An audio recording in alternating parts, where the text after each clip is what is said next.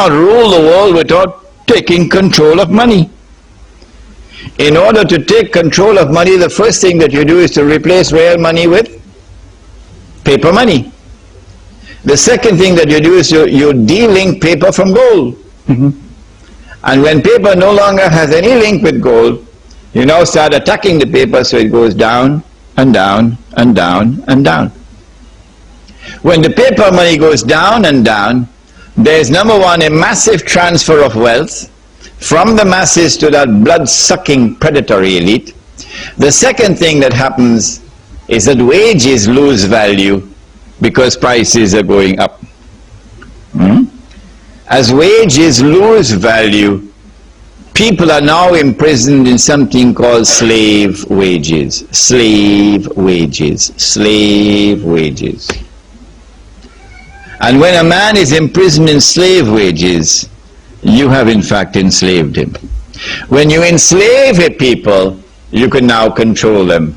You can now rule them. I hope someone can teach this lesson to Yasser Arafat. Around the world today, because of this kind of riba involving money which is not real money, it's paper money, around the world today, not only does wealth no longer circulate through the economy, it's worse than that. Not only are the rich now permanently rich, it's worse than that. Not only are the poor now permanently poor, it's worse than that. The rich have now grown filthy rich, and the poor have now been reduced to miserable destitution, groveling destitution, by people who go to church on Sunday morning and pretend that they're worshipping a white man who is a god of theirs. They're not even worshipping the white man who is a god. And then the others who say, no, he's not a white man, he's a black man. And then the others say, no, it's discriminating to say God is a man. God should be both a man and a woman. That's the debate in the United States now. God is both a man and a woman. And probably tomorrow you're going to hear God is only a woman. Huh? Do you know what is the state of Indonesia today while we eating halwa? Do you know what happened 3 years ago in Indonesia to the Indonesian rupiah? The IMF had just issued a clean bill of health to Indonesia. An economy which is strong, healthy. Indonesia is a major oil producing country. Indonesia has land which is very fertile. Indonesia has a big population, energetic population. Indonesia has an abundance of mineral resources. There's no reason why Indonesia should be poor. And the IMF says that Indonesia has a very healthy economy. Suddenly, the Indonesian rupiah is attacked by the blood-sucking predatory elite in the banking centers around the world. And the Indonesian rupiah falls. It is trading at about 8,000, and within a period of 1 week, it becomes 20,000 rupiah to $1. In the process of bringing down the Indonesian money, they were able to rip off Indonesia of probably more than half of its wealth. Half of Indonesia is automatically, instantaneously reduced to below the poverty line. Half of Indonesia. And guess what is the poverty line? $29 a month. $29 a month.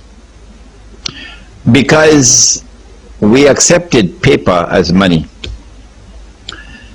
The reason why they attacked Indonesia is because the Indonesian loves Islam. He's not passive in his Islam. He has an activism inside of him. He's prepared to fight. He's prepared to die. That's the Indonesian. So you have to demonize them use the media to demonize them, make them look bad, and then secondly, you've got to cut their throat from inside, reduce them to destitution and poverty, groveling poverty, and then you imprison them in slavery. The same thing is happening with Turkey. The same thing. Do you know what is the state of the Turkish money now? Thanks to a man named Mustafa Kemal,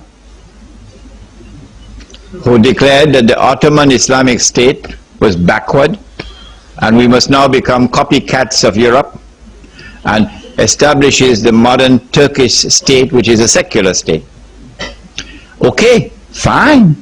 Where has your Turkish secular state led you? What is the state of your economy? Come on, Mustafa Kemal, talk. Do you know what is the state of the Turkish lira now? Thanks to these who have betrayed Islam. Does anyone know the Turkish lira? What is the Turkish lira trading at? Anybody knows? 1.5. 1.5 million Turkish liras is equivalent to $1 US. And they're still eating halwa. They're still eating halwa. In other words, the masses in Turkey who are holding on to Islam, not those who are drinking the whiskey, because they're on the gravy train. Those who are holding on to Islam, those in the villages, the peasants, in the agricultural economy, these people are now reduced to the most groveling destitution and poverty, which is slavery.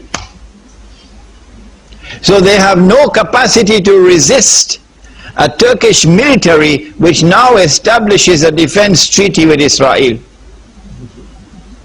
No, can't do it.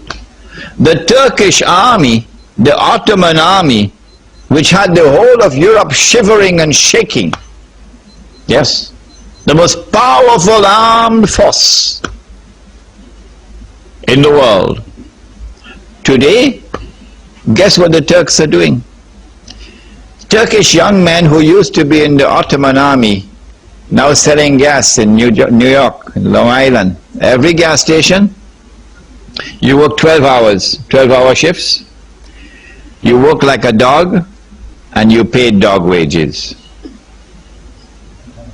You work like a dog and you're paid dog wages all over the United States. Turkish young men. This is where we are today because of riba. It's worse than that. My daughter, yes, and my sister, yes, and my mother, yes, and your daughter and your sister and your mother is also now on sale for $1. For $1, you can buy her. She's on sale. She has nothing else to do to get roti, to get bread, but to sell her body. And when her body is being ripped apart by those who now attack her like savages to fulfill their lust for $1, and when the tears come down her eyes, what will Allah do to those who are still eating halwa? This is riba today. We have introduced you to the riba, which is the lending of money on interest. We've introduced you to the riba, which is the rip-off. We have said in previous lectures that you could buy a chicken now with the salary that you used to buy a camel. But there's a tomorrow which is coming when you can't even buy a chicken. You can only use it as wallpaper. Wallpaper. In other words, we are anticipating the total collapse of this international monetary system. This fraudulent international monetary system, which was put in place to rip us off, and which has now ripped us off. And so now this collapses. September the 11th could have provoked the collapse of the US dollar and the US economy. It could have done it if the aircraft which was supposed to kill the President of the United States had not crashed in Pennsylvania. They attacked America because their objective is to become the ruling state in the world. They attack America and they put the blame on us. But guess what? Guess what? There will be another day in another court before another judge. And on that day, CNN won't be able to bray like a jackass anymore. Their excellencies and